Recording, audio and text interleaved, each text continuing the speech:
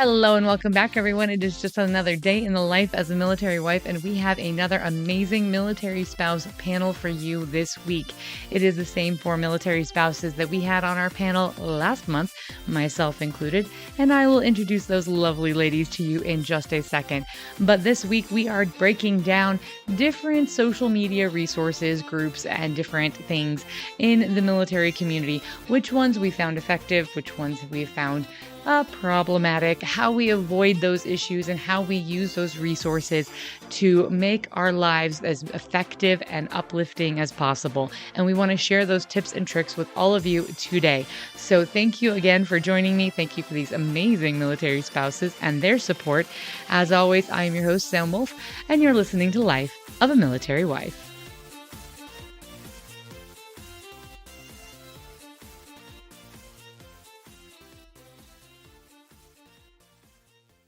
All right.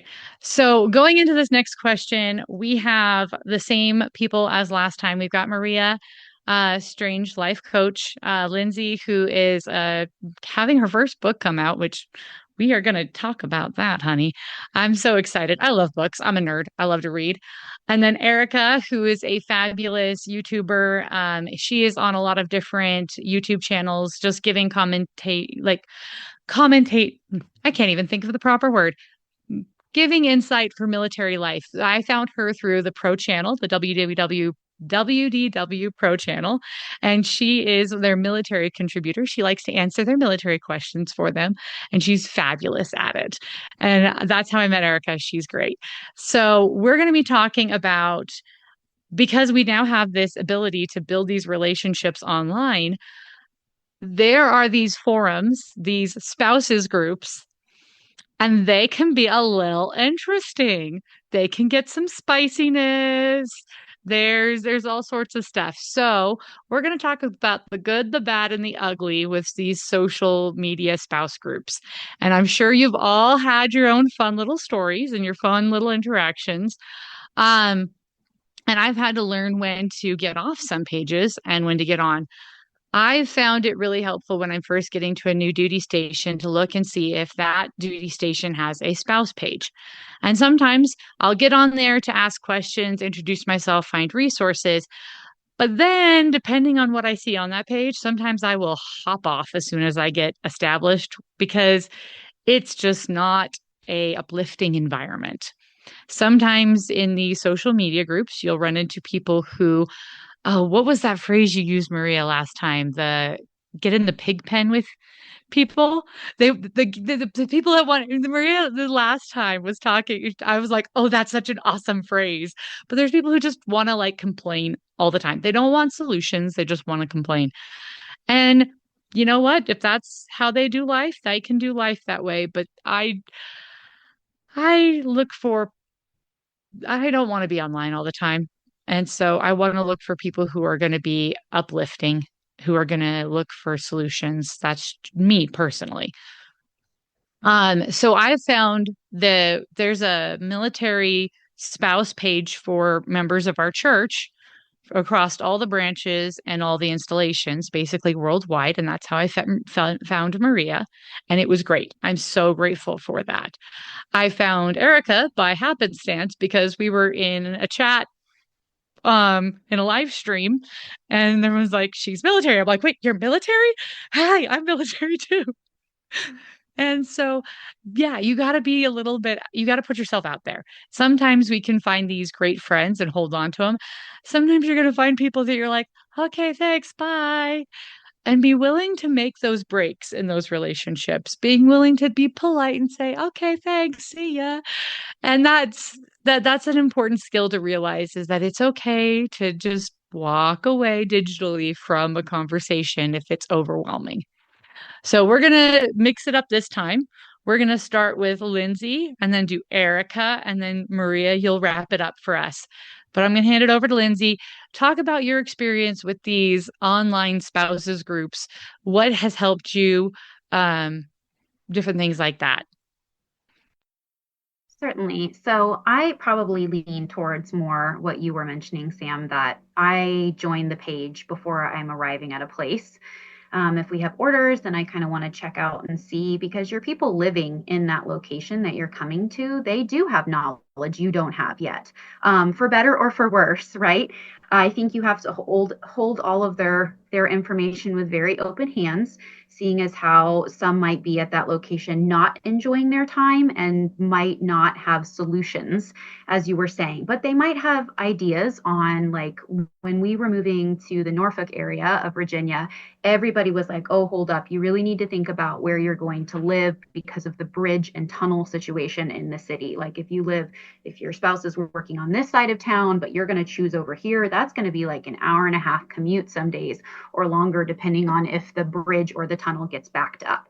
So that really swayed our decision on where we were looking. I also found our realtor there. We were just renting, but I found a fellow military spouse who, we were stationed in Ecuador at the time. We would Zoom in with her and she'd walk us around different apartments. And, I trusted her opinion, knowing she was another spouse. She had our best interest at heart. She was wonderful to work with. And I wouldn't have found her without that page. So they can be used for good. I think I run the same thoughts through groups as I do almost with my children making friends. Like, to my kids, I'm always like, to have a friend, you need to be a friend. Are you being kind? Are you being generous? And if you still want to be part of that page just for occasional information, keep in mind you can always snooze the updates that are coming into your feed from that page. You can quiet them all together and still remain part of the page if you want to check in every once in a while. I think what we have to really remember across social groups or my own interaction with social media is, one of my friends told me about the 3 T's this year. And she said, every time you engage, ask yourself, is this a tool right now? Is it a toy, or is it toxic? Like, how am I picking up to interact? And am I interacting? I think that's a really important question you need to ask yourself too as you're approaching those groups.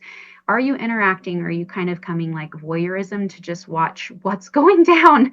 And I choose to run my own interactions through that lens. And if it's helpful, I stay and try to add to the conversation. And if it's not, then I'm going to see my way out of that because it's not something I need for my own peace of mind.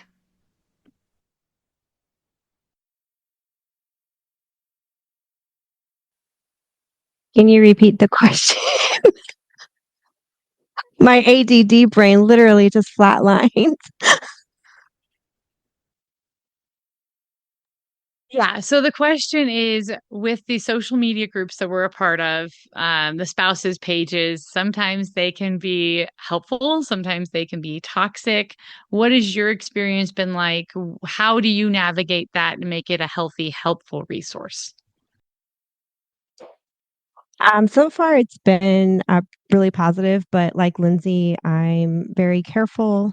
I will go through uh, thread and just kind of gauge what the responses are. People, well, I will kind of gauge the original post. But feisty, it's really nasty. I won't bother. I'll just keep scrolling. If I'm looking for something specific, I will go to the search and search my question just to see if maybe it's already been answered and I don't have to be the one posting a similar question, because it, depending on where you're at, some spouses can be, well, this has been asked 100 times, and they can get really snarky, or at least it comes off that way in text. They may not mean to have an attitude. It could just be the reader's perception, but I try to use the search. But if it's something I'm not finding and I really need an answer for it, then I will go in. And what's nice nowadays is you can make anonymous posts, which I love. But depending on the group, at least where we're at, it depends if the mods, the admins, if they have that feature turned on. So we only have, from what I've seen here at Ramstein, only one spouse group that actually has the option to post anonymously. And I actually use that all the time now. It's just what I'm comfortable with. And it's because you don't know what hornet's nest you're going to shake, even unintentionally. I mean, people are going to be people. If they're having a bad day and they want to react, they're going to react. I've seen people ask good, innocent, thought out questions, just very innocent, hey, where can I find this or that? And then I've seen spouses just absolutely crawl down their throats for no reason and completely unprovoked. And like you say, it doesn't contribute anything positive. And I do see a lot of that, but I try to gauge and use common sense and just use wisdom. Is this helpful? Is it not helpful? Do I need to keep scrolling? Um, but I have found, I would say, informationally speaking, that's my go-to. Honestly, I mean, who's looking at Google? We still Google search stuff, but for local things, um, or if I have friends that are still here, I will PM a friend locally and try to get my question answered that way before I resort to like a public forum, like a spouses group. That's another way you could go about it. Ask a friend over a private message on Instagram or Facebook. Um, but so far for me, it's been positive. I can't say it's been positive with other spouses out here. I feel bad for some of them because, like I said, they can ask really good, innocent questions. They're new here, and you just see a lot of like roll the eyes, snarky responses. It's just not called. It's uncalled for. Um, and there was one other thing I was going to say, and I completely forgot. Totally slipped my mind. Mm. Oh yeah, watch out for those gossip Facebook groups. That's what I was going to say. I can't speak to any other location. I know here specifically, we have some, and I mean really vicious groups that are specific to gossip. And there's even one page that is specific to uh, cheating, like spouses cheating on spouses. You'd be surprised what people come up with for a group in a military community. And I mean, depending on your personality, if you find that entertaining and fun, I call it toilet reading. It's like, sitting on the toilet and you're reading the newspaper. I know, but it kind of it fits. I was in one of those groups because a friend of mine had told me all this spicy stuff, and I started reading through it. But then it got to a point where I was like, this isn't fun. I'm not enjoying this, and I left the group because it got to a point where it was just any little tiny thing that spouses wanted to complain about, they were just putting on blast um, in that group. And some of these groups are secret. Some of them are private. But really be careful.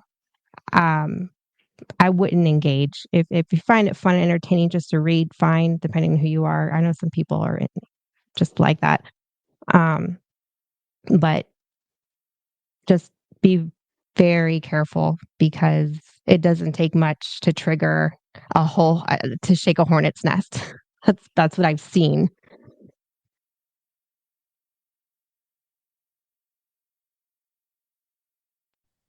Hey, Maria.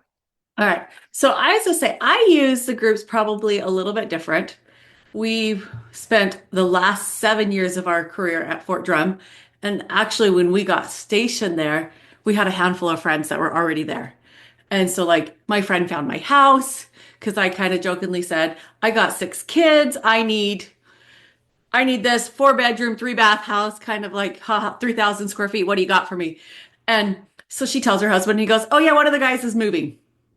You can buy their house. And we did. We bought it sight unseen, kind of crazy because I totally trusted my friend and we loved it. And so I think I really, that was, and then we were coming from we we were coming from Texas to New York. I was like, we were coming from, and then even when we lived in Korea, kind of like Lindsay, I had a house built in El Paso, sight unseen, bought, and my realtor's like, well, what if you don't like it? I'm like, we're only here for a handful of years. We'll be fine. But I was like, I have 6 kids, a newborn baby. My husband is leaving within a month of us getting here. I'm not sitting in a hotel finding a house. I'm not doing it. And so I didn't use the groups a lot. And then when I started going through all my coach training and different things, I was like, well, I want to reach more spouses. How can I do it? And so that's when I really got into the groups, was using it as a way to see what other people were saying, like what is going on, and to kind of get a feel for that way. And it's kind of like you guys said, there's a lot of negative, but then there's also a lot of good.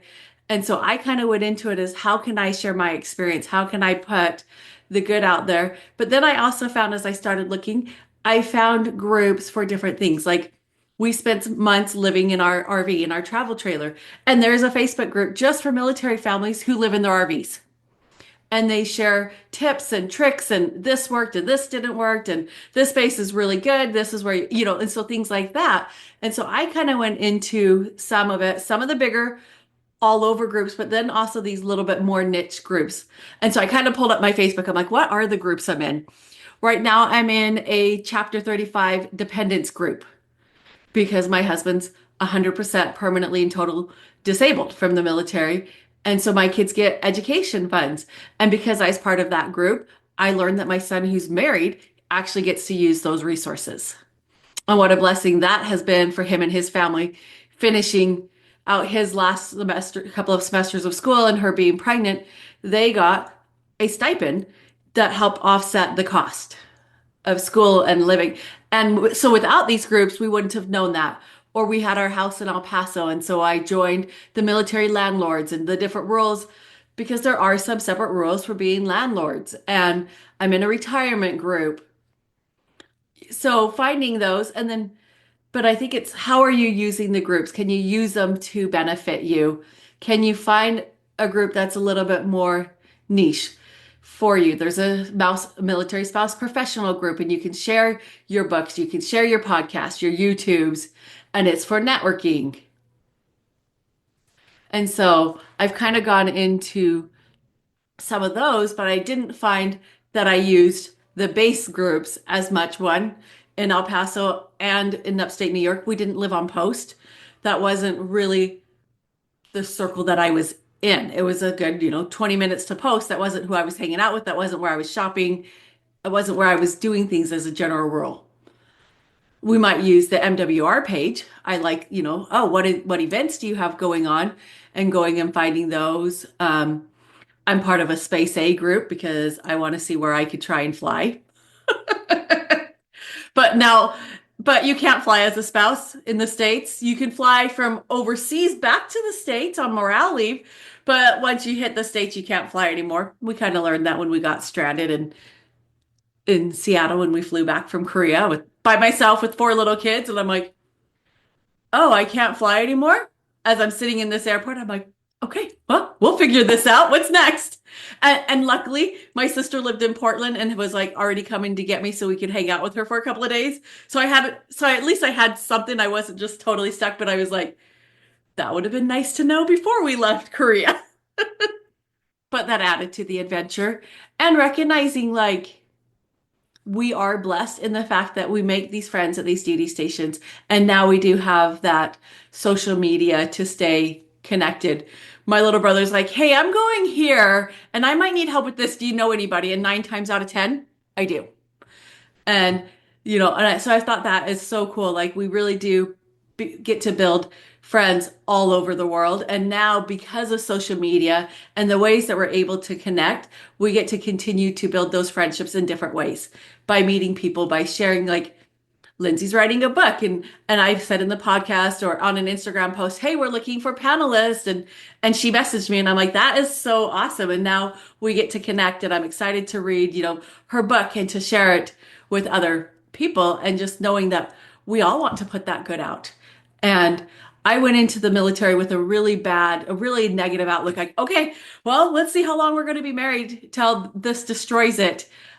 And then the spouses who I met, like, that was really my thought. Like, okay, this is the end, but okay, this is what we're being called to do. I guess we're not meant to be married for a long time. Like that, and we went in, I was pregnant with our third kid, and that was still my mindset. And then just seeing the good, seeing the spouses, let me help you. Let me do this. The soldiers, how they really come together as a family. And I think it's easy. We get into these groups and we're like, oh, look, see how bad it really is. And I'm like, no, it really is so much good. And if you want to make it work and you want to connect your family and you want to grow together, you can. You just have to decide that's what you want. And it took me a couple of years to figure that out. I'm not going to lie. The first few years, I still thought, we're actually making this work. This doesn't align with my belief system. And I had to really figure that out. And so that's one of the things that I try to do in the groups. When it's a new spouse, I'm like, you can make it work. And so that's really the message that I want to put out in these groups is there are tons of successful marriages. There are tons of happy spouses that you can make this work. And so I think finding that good, finding those little groups, and then putting that good out there yourself, being like, yeah, these things are hard, but these things have also blessed our marriage. And so I think using the groups in that way is really beneficial. Yeah, actually, you guys brought up some groups I didn't know about. I'm gonna have to check out that Space A one just for kicks. That sounds like a fun one to be on. And I actually another one I found was disabled military family members because I have a disability, and a member of my congregation pointed me towards that. And so that's been really helpful is getting information for people with disabilities who are family members because sometimes getting EFMP information is just not the easiest.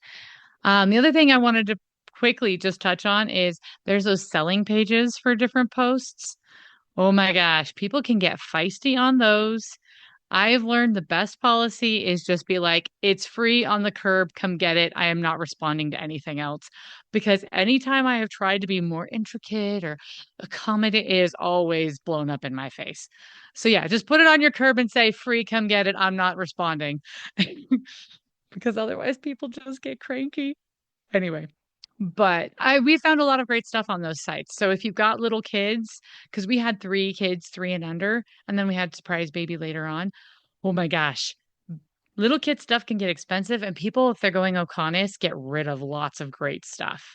So that's a great thing to check out. All right, we're gonna switch. Wait, Lindsay. I was going to say, we also got all of our moving materials when we had we knew a move was coming, but we couldn't get orders. Like we just couldn't get the orders. So they gave us orders finally on December 6th, and we needed to be out of our apartment by December 31st. So, they couldn't move us until January. The government movers couldn't. So I ended up in October. I asked a friend, like, what do I do? Like, this seems like this is going to be dicey. And she was like, I think you should just get as many free boxes as you can. People are PCSing in and out of here all the time. Just drop the fact of like what you need in these groups and see what pops up. And someone was coming in from Hawaii. She literally gave me everything. We didn't spend maybe more than like rolls of packing tape. Like that's what I bought for that move. The rest of the boxes were provided by military families that were like, yes, like she was unloading and I'd come over after she'd like unloaded so many more boxes and drive them away in my car.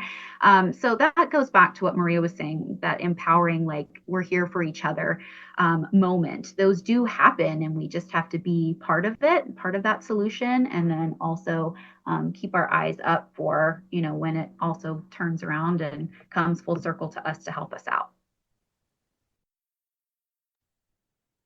Yeah. And so building that community, keeping that community, and just um reaching out and helping each other out is huge. So thank you guys. It is such a privilege and an honor to do these wonderful panel episodes with these military spouses who I absolutely love spending time with. So I hope you have enjoyed this episode as well. I want to give you guys a little bit of a sneak peek Lindsay mentioned she's got a book that's coming out, and it's actually already out at the time of recording this panel episode. It wasn't, but it is now. It is called Holding On and Letting Go, A Life in Motion. She will be going over that book in more detail with us next week on the podcast, and I am really excited for you guys to hear about that. She shared some excerpts of the book with me. It is a memoir style, but narrative. It is really interesting and engaging, and I am super excited for you guys to learn more about Lindsay and this amazing journey and project that she has been going on as she has become an author finally. So that will be next week's episode. I am in the process of hopefully working out an episode about VA loans because there was some interest in that and just navigating the housing market right now in general. If there are other topics that you guys are interested in, please let me know so I can find individuals with expertise in those areas so that we can bring that information to you. And thank you for everyone for your support and encouragement. Please like, subscribe, click it, stick it to the algorithm. The more we do these things to interact with it, it helps break the little algorithm barriers and we get the information in these episodes out to as many people as possible. And that is the purpose of this project, is to build a military spouse community and just help bring in those who want to know more about the military community, and so that they can relate to and interact with those who serve our country every day and have served our country in the past. So thank you so much for all of your support and encouragement. Please, if you are interested in being on the podcast because you have resources that are applicable to the military community, or you are a military spouse or a veteran, let me know. I would love to have you on. Please email me. That is probably the best way to get a hold of me, but I'm also on X, YouTube, Facebook. You know the drill. So thank you, and I hope you all had a wonderful Memorial Day, remembering those who you love, who have served our country, and taking that moment to appreciate the many blessings and freedoms we have in this country. That said, I am your host, Sam Wolf, and you are listening to Life of a Military Wife.